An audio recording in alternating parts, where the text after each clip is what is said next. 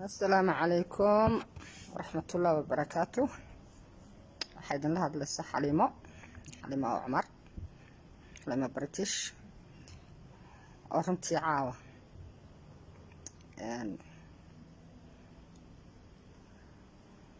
أرن كيابس أكو كلفتيني فيديوغاس soo duubto waxaan dhageystay anigoo gurigayga iska jooga salaadii cishaay ka baxay iska daawanaya Facebook daqiiqada ka hor waxaan dhageystay oo arko indhahayga madarti soo jiitay Khadija dibaanada ka soo jeeda dalka aynu jaarka nahay la yiraahdo Soomaaliya oo leh xildhibaankii qaaliga ah xildhibaan barxad xildhibaankii Somaliland ugu codka badnaa gaari aan ku iibin lahaa $20,000 oo aan ku soo ururiyay barxado waan kala noqday oo lacag meesha tirtirnaa sidoo ma baqan waxa fahmi waayay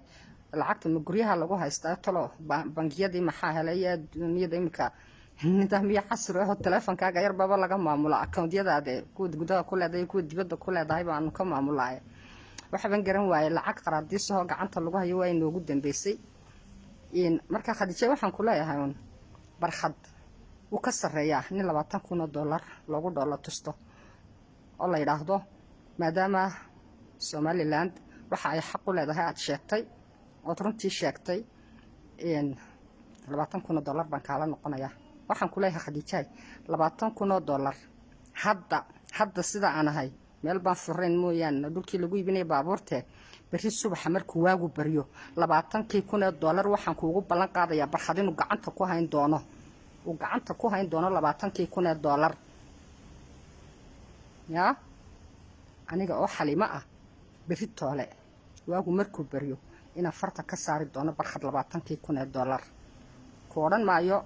aniga bixinaya iyo cid baan ka soo ururinayo meeshani Somaliland baa la yiraahdaa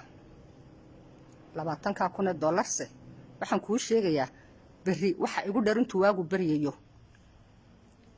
dhulkii madartay maxaa koray baabuurta lagu gadayay ama hadii uu dibadaha u diranayo dubay wax la mid ah dhanka sida uu jecel yahay barxad baabuur bad sheegaysaa waxaan u iibin karnaa barita subaxa ya 20 baabuur baan u iibin karnaa oo kala nooca Somaliland bana la yiraahdo markaasi barxadna waxaan leeyahay barxado oo degaarkee dadkaas aynu jaarka nahay waxaan u malaynayaa inaad ka sareyso islaan shilmadoon haba u jawaabin baan ku oran lahaa islaan hagoog weyn baa lagu saani gareeyaa shilmadoon bay hagoogantahay aniguna shilmadoon baan hagooganahay kolka isku kaayada baan ku oran lahaa barxado adigu waad ka sareysaaba in dumarka sheekadooda soo gasho ka bax inaguna wayna soo wada hadli doonaa insha Allah intaasan ku soo koobayaa. Assalaamu calaykum wa rahmatullahi wa barakaatuh.